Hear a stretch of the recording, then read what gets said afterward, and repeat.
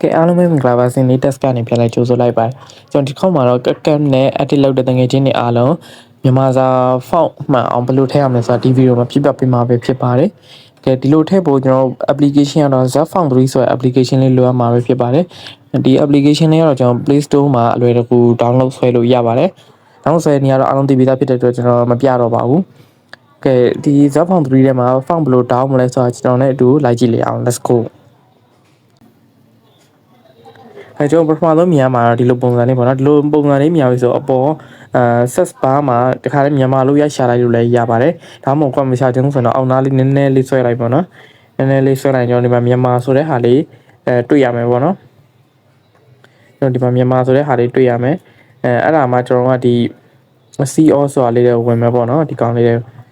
ဒါဆိုကျွန်တော်အများကြီးကိုတွေ့ရမယ်ဒီထဲမှာကိုရဲ့ attitude နဲ့ like ဖတ်မဲ့file မျိုးကိုရွေးရှာပြီး download ဆယ်မှာဖြစ်ပါတယ်download ဆယ်မယ်ဆိုအရင်ဆုံးရှာလိုက်မယ်ပေါ့နော်ကျွန်တော်ဒီ Samsung မြန်မာဆိုတဲ့ဟာလေးကိုကျွန်တော်တစ်ချက် down လိုက်မယ်ပေါ့နော်ဒီကောင်လေးကို down ပြပါမယ်ဒီလိုလေးမြင်ရမှာဖြစ်ပါတယ်ဒါဆိုအောက်မှာ download ခလုတ်ကြီးပါပါတယ်ဒီ button ကိုပေါ့နော် download button ကိုနှိပ်လိုက်ရုံပါပဲကဲဒါဆိုအမှန်ကြီးလေးပြပြီးဆိုတာ download ဆွဲပြီးပါပြီဒါကျွန်တော်တို့ဒီ download file ကိုပဲတော့file manager တော့ဘယ်လိုထည့်ရမလဲဆိုတော့နောက်တစ်ဆင့်အနေနဲ့ကျွန်တော်သွားကြည့်မယ်တစ်ဆင့်ပြန်ထွက်လိုက်မယ်ပေါ့နော်ကျွန်တော်ဒီလိုပြန်ထွက်လိုက်ပြီဆိုရင်ဒီဘယ်ထဲမှာသွားကြည့်ရမလဲဆိုရင်တော့ဒီဘေးက download ဆိုတဲ့ခလုတ်လေးရှိရပါတော့နော် download ဆိုတဲ့ဒီအောက်က task bar ကခလုတ်လေးကိုသွားလိုက်မယ်အဲ့ဒီမှာကျွန်တော်ဒီမှာ folder တွေအများကြီးတွေ့မှာပေါ့နော် folder မှာကျွန်တော်တို့ကမြန်မာ font ဟို down ရဖြစ်တဲ့အတွက်မြန်မာ folder ထဲမှာပဲရှိမှာပဲဖြစ်ပါတယ်ဒီမြန်မာ folder လေးလို့တစ်ချက်ဝင်လိုက်မယ်ပြီးရင်ဒီမှာဒါကျွန်တော်ဆွဲဒါကတော့ကျွန်တော်အရင်ကတည်းကဆွဲထားတဲ့ဟာတွေပေါ့နော်ဒီထဲမှာကျွန်တော် download ဘယ်လိုပြောမလဲဆွဲပြီးသားဟာတွေဒီထဲမှာဆွဲလိုက်တဲ့ဟာဒီထဲကိုရောက်လာပြီပေါ့နော်ဒီထဲမှာဆိုဒါကတော့ကျွန်တော်အရင်ကလည်းအများကြီးဆွဲထားလို့ပေါ့နော်ကျွန်တော်Tonyကဆွဲလိုက်တဲ့file လေးကတော့ဒီ Samsung မြန်မာဆိုတဲ့ဟာလေးပဲဖြစ်ပါတယ်အဲ့ကောင်လေးကိုကျွန်တော် folder ထဲကိုဘယ်လိုထည့်မလဲဆိုရင်တော့ဒီ asset လေး30ရှိပါတယ်ဒီ asset လေး30ကိုဝင်လိုက်ပါပြန်လဲကျွန်တော်ဒီ file manager တွေကိုရွှေ့မှာဖြစ်တဲ့အတွက် move နဲ့ရွှေ့မယ်ပေါ့နော်ကဲဒီလိုလေးပေါ်လာပြီဆိုကျွန်တော်ဒီကောင်လေးကိုသွားမယ်ကဲဒါဆိုကျွန်တော်ဘယ်နေရာမှာထားမလဲဆိုတော့အကောင်းဆုံးကကျွန်တော် folder လေးတစ်ခုတိဆောက်ပြီးတော့အဲ့ folder ထဲမှာထားလိုက်တာတော့အကောင်းဆုံးပေါ့နော်folder ဘယ်လိုတိဆောက်မလဲဆိုရင်တော့ကျွန်တော်ဒီအပေါ်က folder ပုံလေးကိုသွားမယ်ဒီကကျွန်တော်နာမည်တစ်ခုသတ်မှတ်လိုက်မယ်ပေါ့နော်ကျွန်တော်ဒီထဲကို save ဆိုပြီးနှိပ်ပြီးထည့်လိုက်ပါမယ်ဒါဆိုဒီထဲကိုရောက်သွားပြီပေါ့နော်ဒီထဲကိုရောက်တော့ပြီဆိုရင်ဒါကြော်ညာလေးတွေကတော့ဝင်ပါတယ်ကြော်ညာလေးကိုကြော်လိုက်မယ်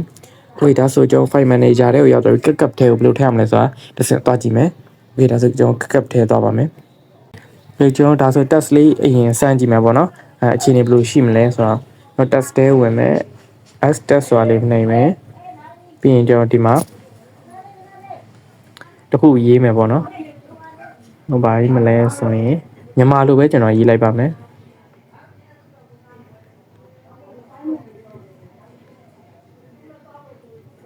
ဒီမှာ font ထည့်နီးပေါ့နော်ကျွန်တော် example အနေနဲ့အတိုင်းလေးထည့်လိုက်ပါမယ်ပြီးရင်ကျွန်တော် font လေးကိုသွားမယ် font ထဲမှာဒီမှာအများကြီးရှိရပါတော့ကျွန်တော်ဒီထဲမှာဒီ my font ဆိုတာလေးရှိပါမယ် my font နဲ့ကိုဝင်ရမှာဖြစ်ပါတယ်ဒါကတော့ကျွန်တော်ထည့်ထားတဲ့ဟာလေးပေါ့နော်ကျွန်တော်ဒီထဲမှာတော့တန်းမဟုတ်ပါဘူးကျွန်တော်အရင်ဆုံး folder ကိုသွားရွေးရမယ် s ဆိုတာလေးကိုနှိပ်မယ်ပြီးရင်ကျွန်တော်ဒီမှာmy font ဆိုတာရှိရပါတော့အဲ့ဒီဝင်မယ်ကျွန်တော်ဒီ Tony folder ကိုဒီ download ဆိုတဲ့ဒီ folder ထဲမှာ folder ကိုပြန်ဆောက်ခဲ့ရဆိုတော့ဒီ download ဆိုတဲ့ folder ထဲမှာပဲကျွန်တော် Tony ကတိဆောက်ခဲ့တဲ့ folder လေးရရှိမှာဖြစ်ပါတယ်ဒီမှာပါဒီ ဆိုတဲ့ဟာလေးပေါ့နော်အဲ့ကောင်လေးတော့ဝင်လိုက်မယ်ဒီမှာ Samsung မြန်မာဆိုတဲ့ဟာလေးရှိပါတယ်ဒါကျွန်တော်တော်နေထည့်ခဲ့တဲ့ font လေးပေါ့နော်အဲ့ font လေးတစ်ချက်ထောက်လိုက်မယ်โอเคဒါဆိုကျွန်တော်ဒီမှာပထမဆုံးမှာSamsung မြန်မာဆိုတဲ့ဟာလေးတွေ့ပြီပေါ့နော်ဒါဆိုကျွန်တော် font လေးကဒီထဲကိုရောက်လာပါပြီကျွန်တော်ဒီထဲကိုတစ်ချက်ထည့်ကြည့်မယ် Samsung font လေးကတော့တော့မမှန်ဘူးပေါ့နော်ဒီမှာတခြားထည့်ထားလေးနေလည်းပြပါမယ်ဒီ Umo လက်ရေးဆိုတဲ့ font လေးနဲ့ဆိုရင်ဒါမှန်တယ်ပေါ့နော်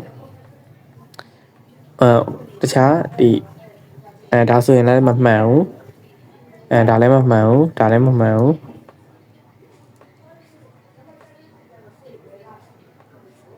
โอเคဒါလေးဆိုရင်လည်းမှန်တယ်ပေါ့နော်ပြီးရင်ဒီကောင်လေးလည်းမှန်တယ်ဒီကောင်လည်းမှန်တယ်ပေါ့နော်ဒီကောင်လည်းမှန်တယ်ဒီကောင်ကတော့မှားတယ်ပေါ့နော်ဖောင်အဆင်မပြေဘူးဒီလိုလေးတွေကျွန်တော်တို့ကဖောင်လေးတွေကိုတစ်ခုချင်းထည့်ပြီးတော့စမ်းကြမှာဖြစ်ပါတယ်